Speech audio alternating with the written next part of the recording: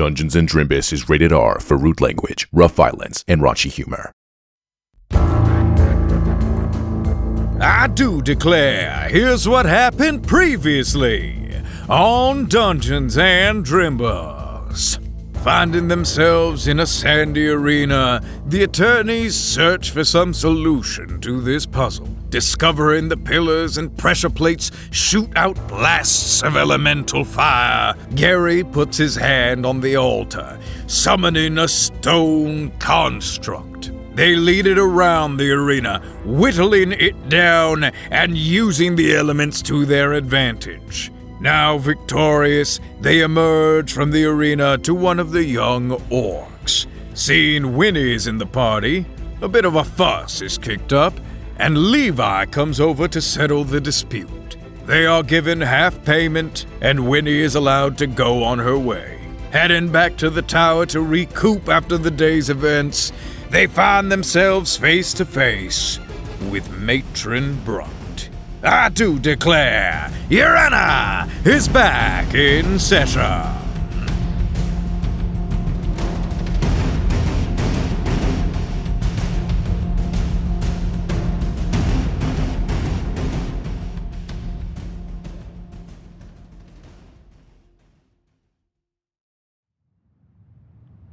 Squadron 203. Let's talk. Okay.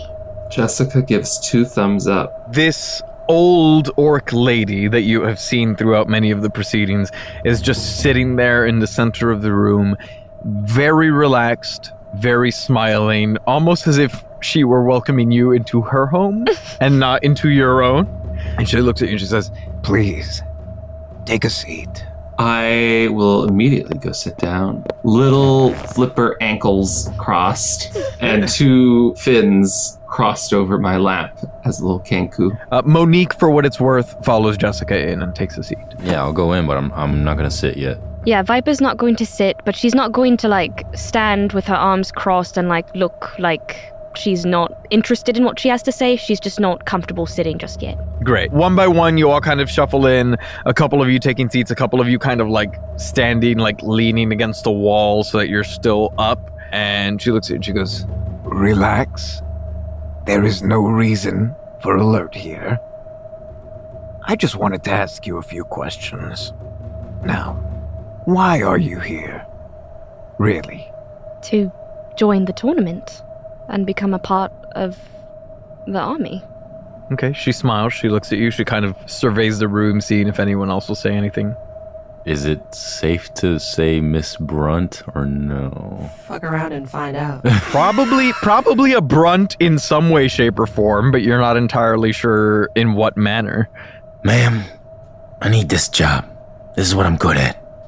Please, do not insult my intelligence. You do not get to be the matron of a family such as mine without some insight. Some passive insight. You behave oddly. You bicker. You're showy.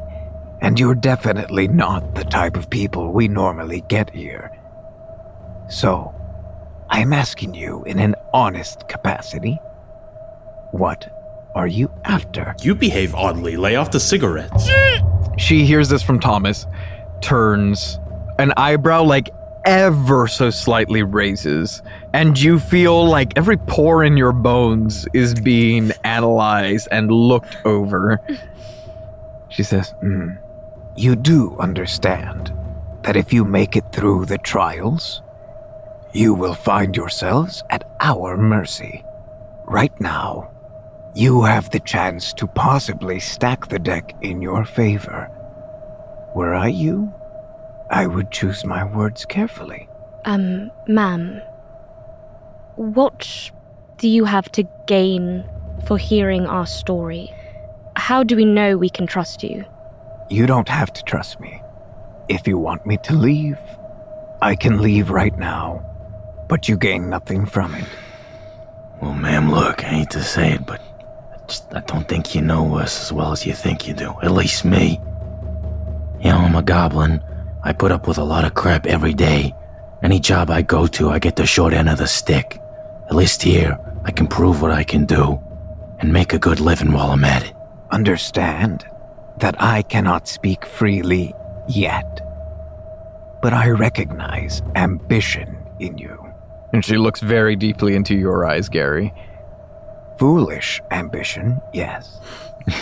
Perhaps poorly executed, but ambition nonetheless.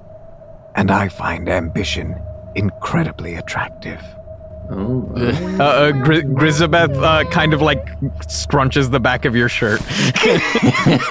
What you lack in strength, you seem to make up for in blind courage. Jessica is going to kind of like adjust her flippers on her lap and subtly like point one at Barbara and cast message. Okay, what are you thinking here? Do you think that she knows and like we should come clean? Honesty's the best policy? I don't know. I feel like she knows something. I just don't know what she knows, and I wish I knew what she knew. But I don't. You know? Yeah. Well, I don't know. Barbara, I wish this was easier. She glances around you and says, My son has a soft spot for the up-and-coming. He takes pride in weeding out the weak and nurturing potential into power. But in all his care for others, he has let himself stagnate. He is complacent. There is more to be taken, and to be taken soon. I am looking for a group of ambitious individuals who could inspire someone to reach for more, and in so doing, better their own position, perhaps.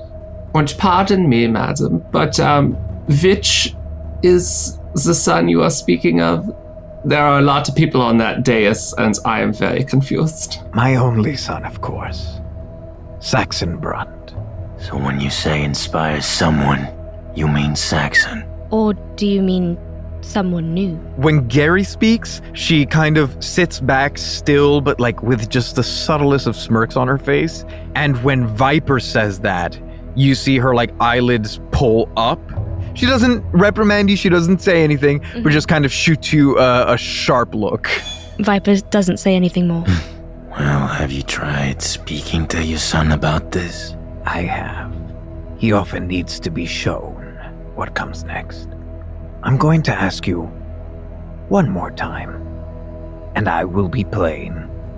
My interests are purely selfish. They are for me. They are for my son. They are for my grandchildren. But I believe that they will also do good for the continent. That said, nobody else's interests or concerns outside of my family bother me. And so I will ask you for the last time. And at this point, she stands up. Why are you really here? There are machinations happening on this continent that are concerning to us. Just with that first half of your sentence, you see just like the right side of her mouth smirks upward.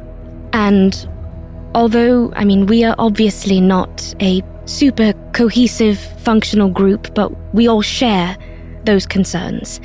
And we felt the most productive way to address them was to attempt to become soldiers of the solstice.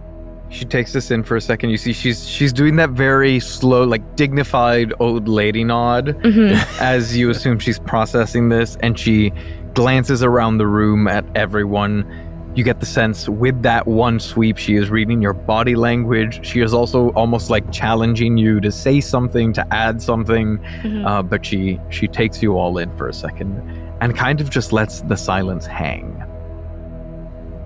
I believe these machinations are an error that will take this continent and our children down the wrong path. Well, on that we can all agree. Yes. I do not wish to see a world where one is not free to determine their own future by the merits of their strength. Nor do we, ma'am. You all seem to appreciate the value of carving your own path, yes? Absolutely. Jessica nods. And I sense that the systems society has set in place for you to follow have burned you. Gary looks at his scars. Then, help me. Prove to us all that the path you are carving is not without purpose, not futile. You have our interest. Secure it with competency. If you can boldly demonstrate the value of taking power back from the systems you exist within, perhaps you can inspire others to question their complacency. My son amongst them. Do you have a specific want, an action, I mean? Oh, I would never do anything to compromise the validity of our trials. But if you were to, say, find an alternate solution to them, maybe one that forces the overseers to engage with you in a substantive manner, maybe forces them to adapt their rules to your solution and not the other way around. Well, that sounds like a guaranteed way to secure an audience with someone who matters. I mean, you all seem quite skilled at arguing semantics. Viper smirks and, looks around. I think that finding alternate solutions is kind of our specialty. She smiles and nods very deeply, now you're getting it. Mm-hmm. Very well. Pleasure to meet you all, by the way. And you as well. Do you mind? Can we get your name? You can just call me the matron. Excellent. And with that, she begins to walk away. And as she walks away, she stops in the doorframe. Oh, by the way, my grandson's notebook is missing. It seems he dropped it at some point during the commotion of the trial today. If you happen to find it, do let me know. And don't peek. And then she continues on her way out. Is there a notebook left behind on the floor? Jessica, as you look around the room, you see at the windowsill where she was looking out, there is a small leather-bound notebook. Oh my goodness. I waddle over to the windowsill and I pick up this leather-bound notebook with the flippers and flips open and starts to peruse. Jessica, you begin to read through, and as you do, you see it is a notebook all with handwritten notes about the trials. There were a couple of notes in preparation and a couple of notes that have been taken throughout, including, you see, initial registration lists once they were kind of copied and finalized. You see notes on the trial today, including which squadron made it out, which squadron didn't, and then all the notes actually end right after your trial. The outcome of your trial actually doesn't even get noted, almost as if the notebook perhaps was no longer in his possession afterwards. Oh. You can also tell by the handwriting and by some of the notes, this is likely Levi's notebook. Beyond that, as you turn past the notes for today's trial, you see a section that does not seem to be filled in yet, but that was made in preparation for it for day 2. Day 2. The Trial of Superior Skill. It includes a couple of notes which basically amount to the last team standing will advance to the final test. And then under that, you see a bracket-style illustration, basically 2 empty lines that come down into a bracket to an empty line. Oh, a battle royale. It does not seem like one team will come out. It seems like half of all the remaining teams will remain. Oh. Well, what if they put us with your snake boyfriend?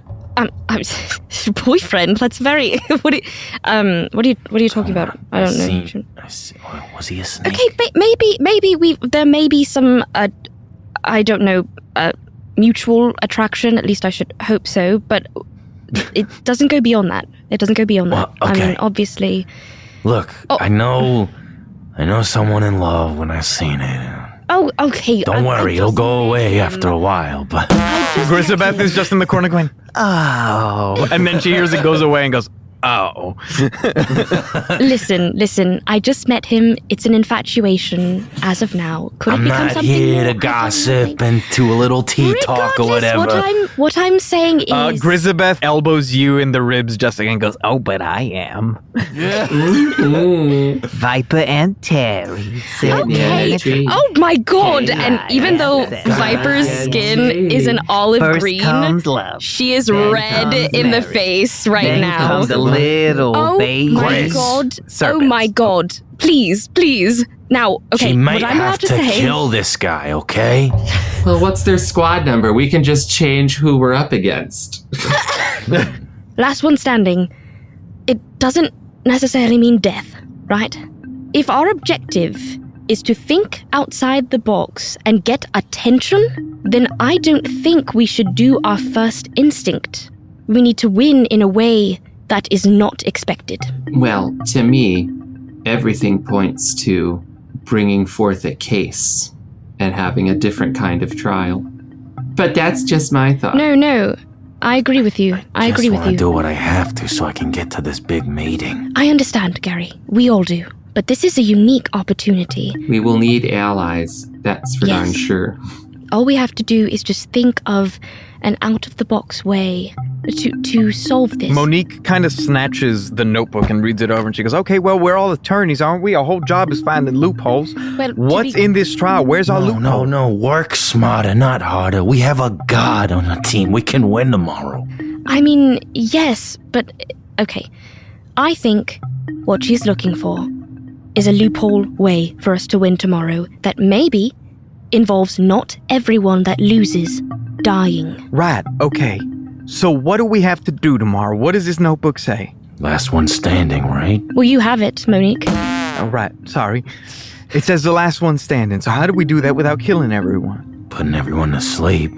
We could put everyone to sleep. I did make a joke, but if everyone except us is knocked prone or incapacitated, then we would be the last standing. That's true, yeah. It's a thin, small loophole. No, I never heard of a gladiator calling for a rules, a flag on the play. Fucking. No, exactly. That's the whole point, though. Yeah, Grisabeth puts her hands on your face and she goes, that's the point, Gary. Look, when you would come home and you would tell me about all these cases you would win in these loopholes, how did you do it? They were always stupid ways. You found stupid loopholes that shouldn't have made any sense, but they kind of did, right? And he puts his hands on your wrists, lower them. I got that part. I'm saying, what if we do the loophole, but they keep things going? You can't exactly just freeze everybody from killing you. What if we make it so that they just can't get back up? We pin them down somehow and then immediately call for a judgment. Yeah. It's possible. That is an option, and we can have multiple plans, Gary, because obviously the goal is not to actually stop the trial. The goal is to present a loophole that leads to uppers having to intervene in the process, because it's what she stated. Yes. Is this not harder to put everybody to sleep? Or can we actually do I got it. We play one big game of musical chairs with everyone and make them all sit, but we stand. So we would be the last group standing. I feel like I like the idea, but I feel like it would require planning beforehand and coordination with the other team, which I don't know if we can count You gotta on. convince a whole lot of other people to play musical chairs. Yeah. Everyone loves musical chairs. Everyone. I hate him. It's very hard for me to sit in that chair, man. I gotta do a whole muscle up. Let's just assume, so if we're up against one group tomorrow, then if it is just one group, if it is Terry, if it is your lover, then that's even better, because if we just have to put him to We're sleep. not lovers yet. For lack of better words, if we just gotta put him to sleep, and I'm sure they'd be more than willing to. I mean, I'm sure they don't want to kill us as much as we don't want to kill them. No, but they want to win. They're here. No, of course, but exactly. But at least this way, if I don't think we can rig this one, but if we all put up against them, or if we want to maybe chat with them and let them know. No. I mean, that's a risk in itself. I don't know how much you guys really trust them. I definitely just don't trust anyone. But we can put a squad to sleep. I'm confident we can at least do that. And also, if there are any stragglers that the sleep doesn't fully cover, then I can milk my snakes tonight and develop the same poison that I used to paralyze Jessica. Sorry, not to trigger you if I did. All good. Yeah. Yeah, I mean, I'm not the best shot, but we've got a pretty decently sized team. If you give me a couple of bolts, I'm hoping I could land at least one. If we have that poison, then all we gotta do is hop on Tony and run around them till they That's right. paralyze, It's I true. guess. Yeah. Whoa, And what was that accent? Oh my god. yes. So I will get to work milking my snakes. Everyone, just so you know, if you accidentally touch the bolts that I will give you, I can use my tattoo and I can help you. During the last few minutes, Jessica had pulled out her spell book and was flipping through to find something. Mm-hmm. And she goes, okay, sorry, it took me a second. I was pretty sure I had something in here. I have a memory modification spell. Do you? So if you are so inclined as to write in the matchups, Right. it could be presented that it was in fact Levi who did it. How confident are you in getting that done? It depends on how wise he is. It's like that time that Calvin peed the bed and he just made the bed afterwards and pretended that he didn't know there was pee in it, even though he's the only person that sleeps there. You know, like if we get caught in that. On like a scale of like 0 to 20, he would have to do better than a 16. I still think it's too risky. I'm gonna be honest. God forbid he told someone else that he lost the notebook and he hadn't written it. You know, what if Saxon finds out that he hadn't written anything in it and then he's like, Right. oh, you told me. Yes. You told me. You know? But up to you guys, but I would say no. I agree. Jessica closes her spellbook and goes, okay, that's fine. But no, open it up. Make sure you got some sleeping spells in there. Oh, she does. Oh, you know I got the sleeping spell, Hanny. Why don't we bury it in the sand somewhere? You know that shit always comes right back up at the worst possible time. You know that's gonna bite us in the ass at some point. Come on. So then let's burn it. Yeah, we haven't done anything to it. We can burn it. I mean, because what do you do when you lose a notebook? You get a new one. So it's possible that maybe he dropped it during the trials. Maybe it got cleansed with fire in the trials. We don't know. My only concern is if the matron wanted us to return it, and then suddenly it's burned and it's gone forever. It's just a paper book. Yeah, I'm kind of with Gary on this one. It's a notebook. I mean, yes, I'm with you. I just Gary don't casts want bonfire to, in the like- fireplace. Oh my god. Okay. Then yeah, burn it. Yahoo! And Monique just like loosely tosses it into the fire. Thank you. All right. I would just like to say, as an author, I am generally against book burning. Jessica, you take 1 point of psychic damage. No.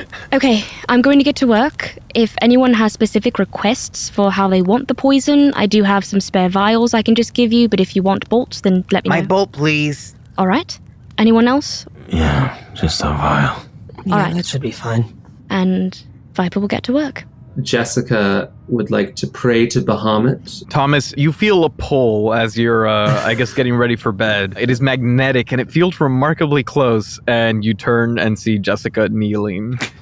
Our Bahamut, who art somewhere else, hallowed be thy name. Thy wings are wide and fly so high, and thank you for your blessings today. Our Bahamut, who art in Thomas. Oh, that was better. That's good. Next time. Bahamut, you stay in. Don't talk to strangers. Don't go to anyone else that's praying to you. You stay right there. You're all getting ready and going, and eventually, as it's getting late and you're all settling in for bed, you vaguely hear the door open downstairs, and you hear, "Honey, we're home!" I think that's for you. Viper. Okay. And Viper feels very awkward. Everyone's been calling her out, and she's like, "It's a crush. Maybe it goes somewhere. Maybe it doesn't. I don't listen, know." it is the little bit of light that we have in this darkness. You relish in it, honestly. Like, fucking enjoy that shit. Are you kidding? Come on.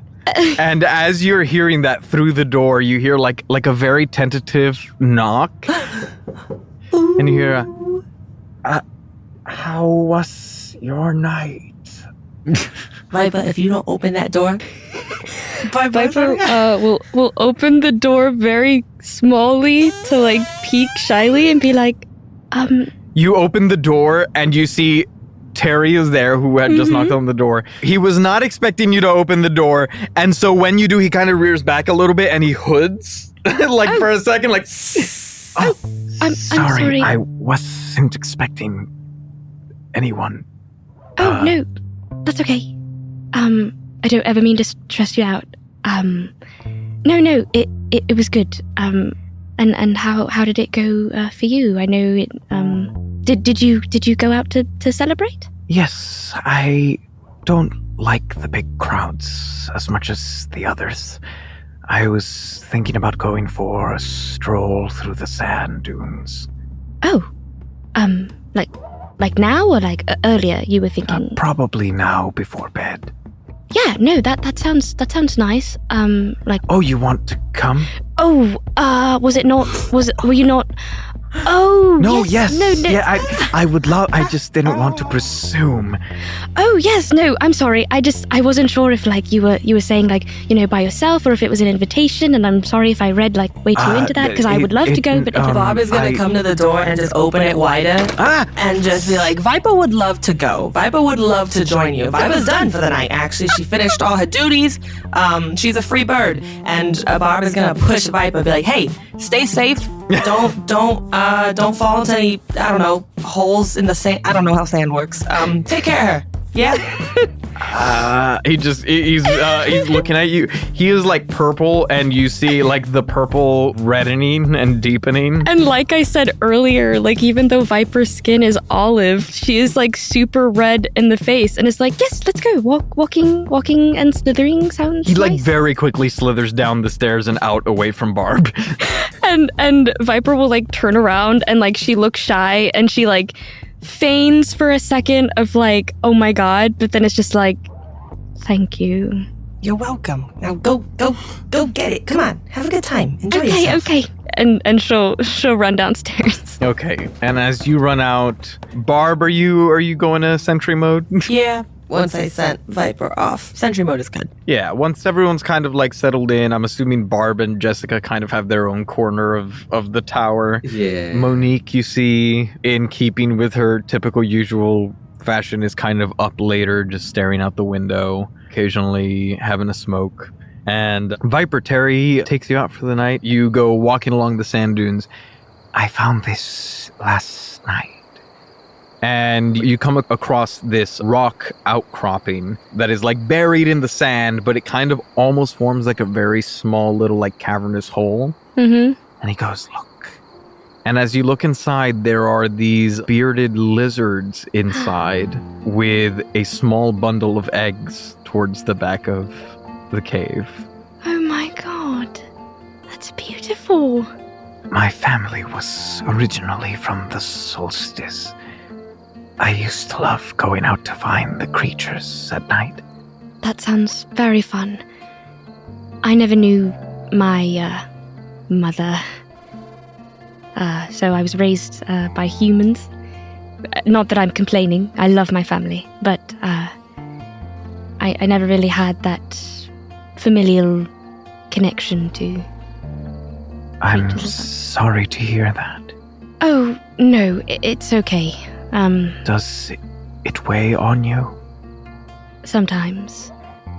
Just to know that your mother left because she was afraid of what you could become. Just not knowing what power you were capable of, or if we would turn each other to stone if we looked into each other's eyes. Not knowing if she's alive, if she thinks about me. Oftentimes, I have found that the things people dislike or fear in others are the things that bother them the most about themselves. She was safe with my father. He was blind, so she could look into his eyes all she wanted, and there was no fear of that. But I suppose she could have also had the fear that she could turn me, too. It's a different way to think about it. A way of protection. Thank you.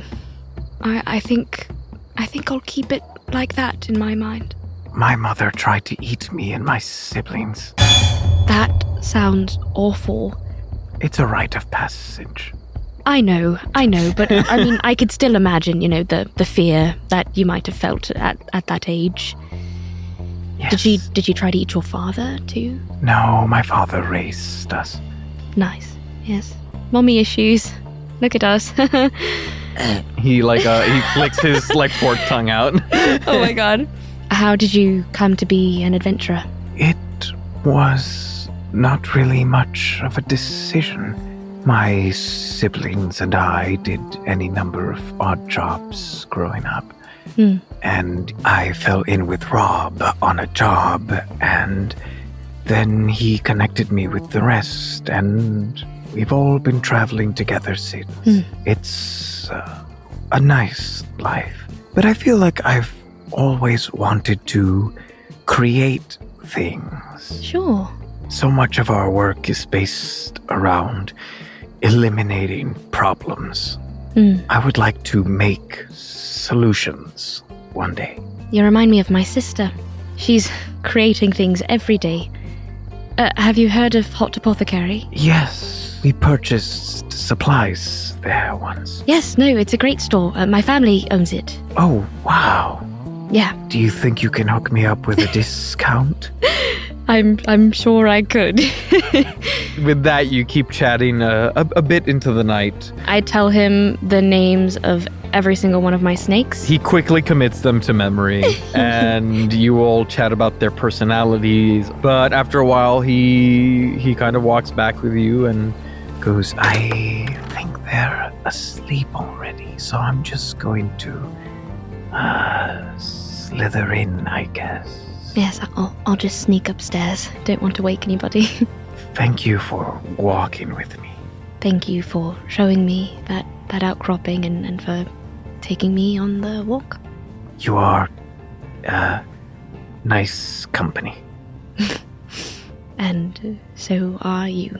And he awkwardly nods at you because his hand's already on the door, and he's just like, And he's starting to turn the knob, but he's waiting for you to go upstairs. He doesn't know whether to leave if that would be rude or. She will go upstairs. She'll walk a little slowly. She'll turn around and shyly wave.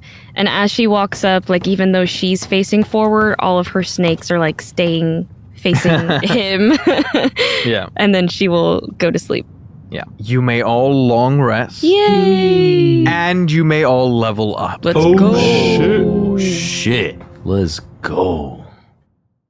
We're halfway there. This is the halftime ad with Daddy G. Welcome back to the Halftime Zone, listeners. I'm Daddy G. Thank you for joining us. I know we're all busy.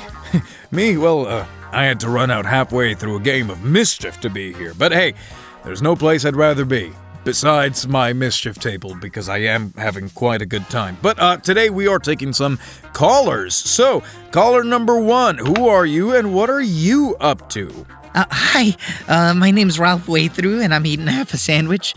My question is, what's the Mischief thing that you keep talking about? Oh, right, sorry. Mischief is actually a TTRPG by the Drimbus crew. It's rules light, character first, and chaos driven.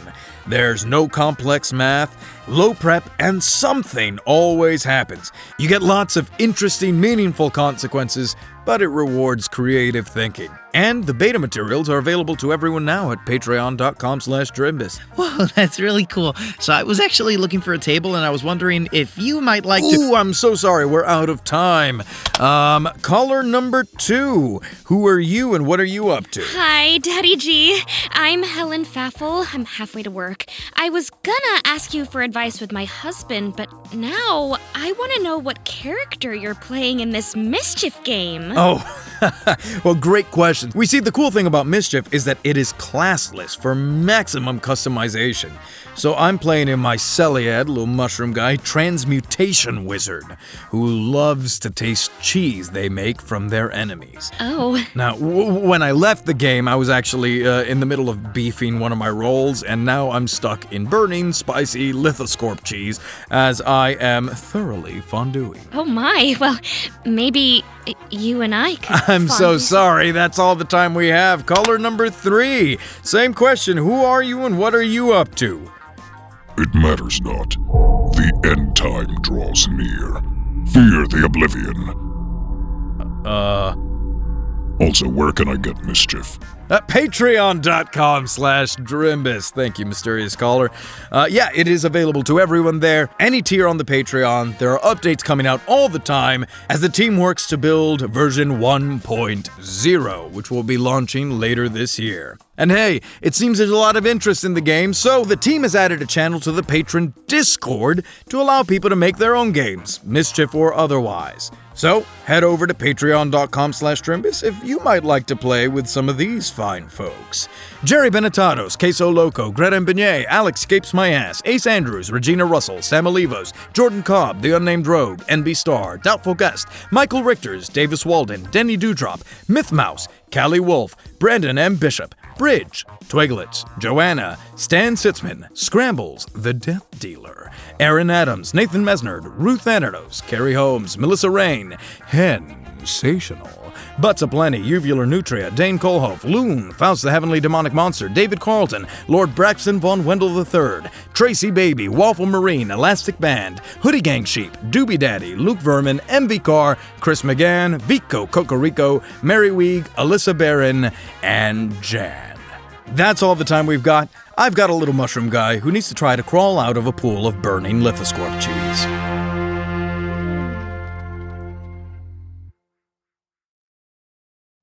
The following morning, the horn blares.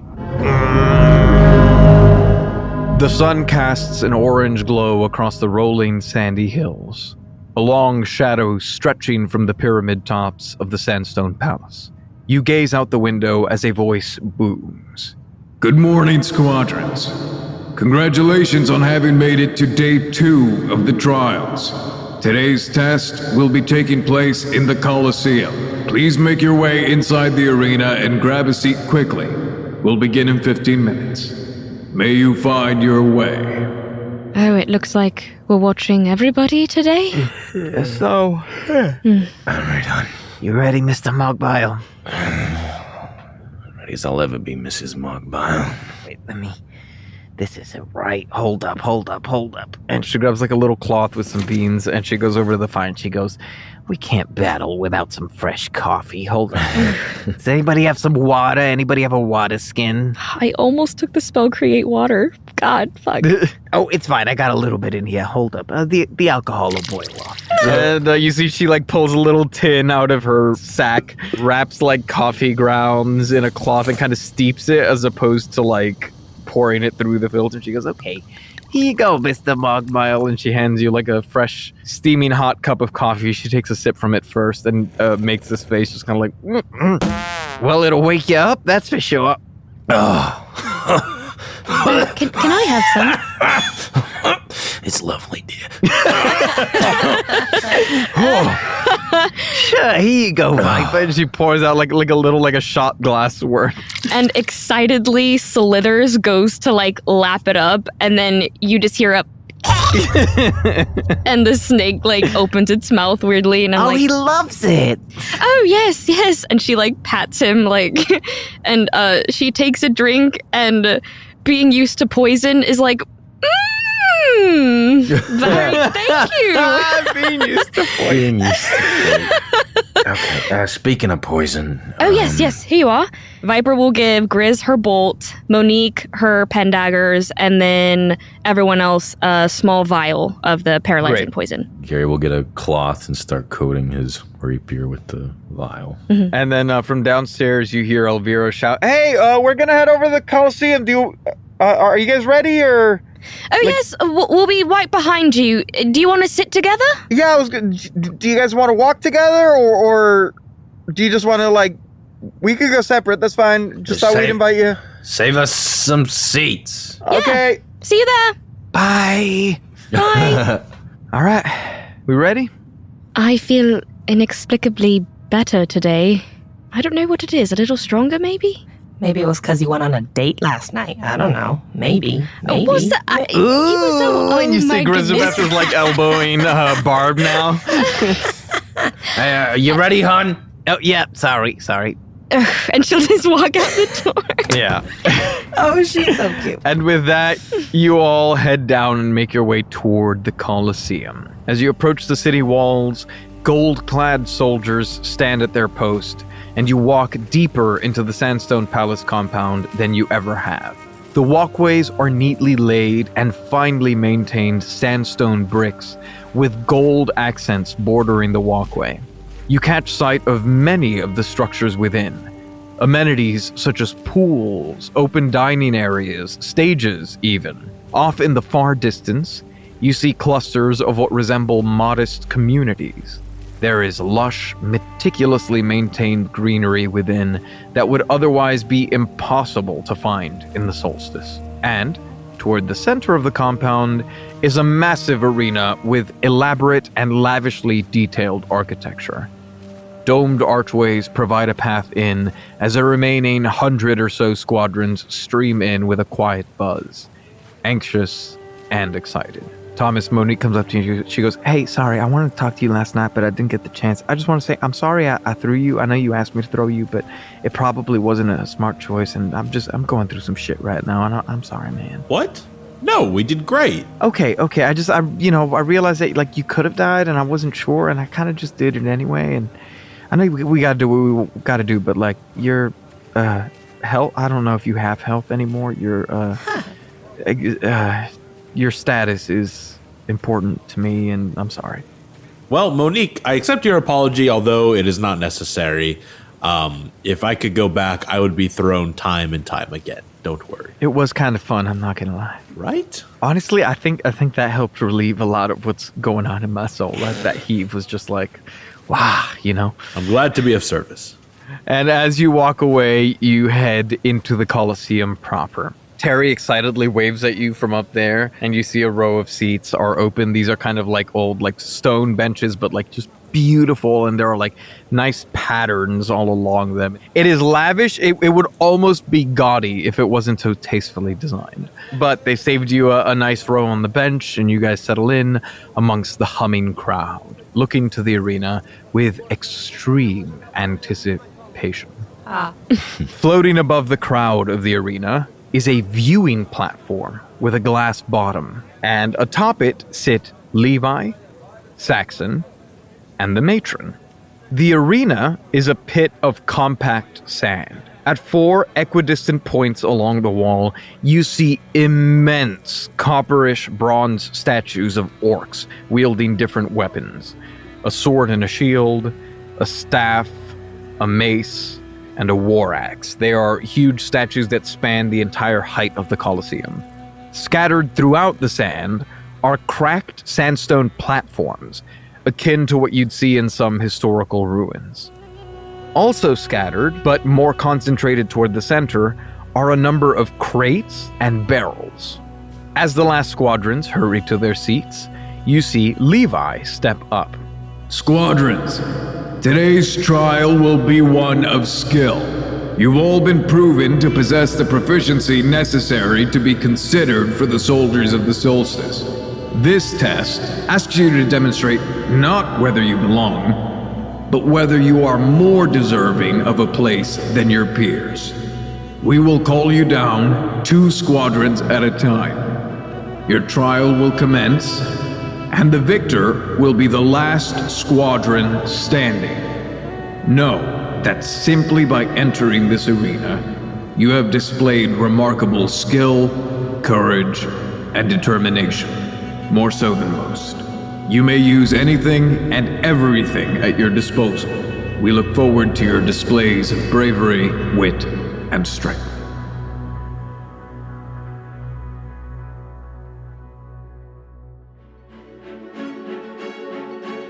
This has been Your Honor.